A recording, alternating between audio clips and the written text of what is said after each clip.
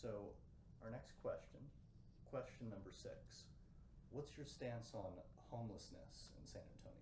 Thank you for the question. I like that question. And the reason why I like that question is because city government, local government, has the authority to fix homelessness. Okay?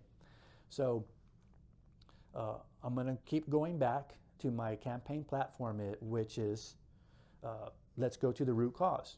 Let's prevent child abuse, get children growing educated so that they don't become homeless. So first, you have to have, there's going to be 2 answers, okay? You have to stop the bleeding.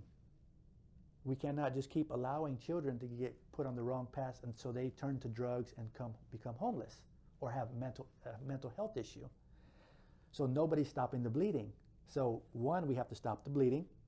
And then 2, we have to prioritize, whether you like it or not, the homeless population. We have to know who can be helped, who doesn't want help, who wants to live this way, and then we have to address those issues based off of categorizing, okay? I know they're human beings, but we have to be realistic. So there's 2 things that have to be done. We have to stop the bleeding, okay? And I think you both agree with that. Everybody should agree with that. And then 2, once we stop the bleeding, we should start lowering the numbers on homelessness. And from there, we have to help those who can be helped. Those who don't want to be helped, we need to, in my opinion, put them in a certain section of town, create something so that they're just not all over the place. I don't have all the answers for that, okay? But that's just an idea. And I've never known a person who had a mental health issue who legally had the right to make decisions for themselves.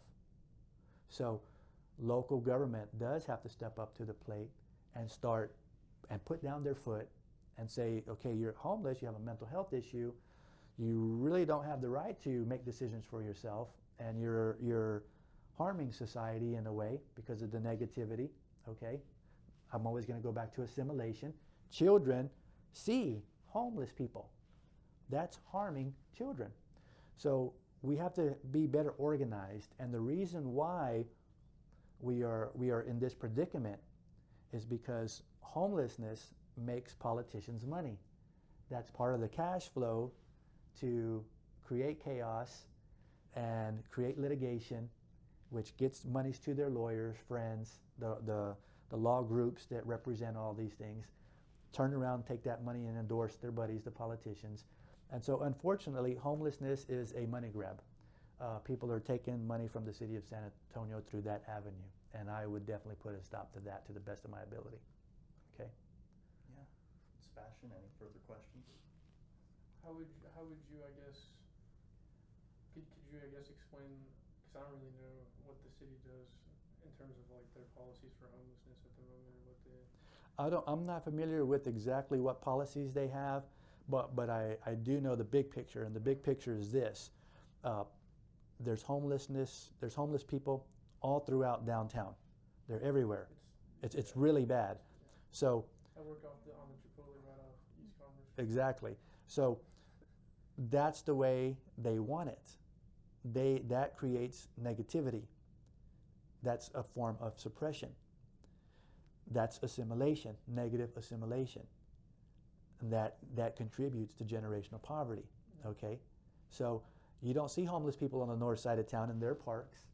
You don't see homeless people at the rim, do you? The quarry? No, they're not going to have it. They're going to keep it right downtown.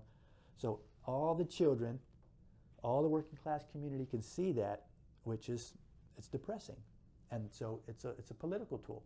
Homelessness is a political tool.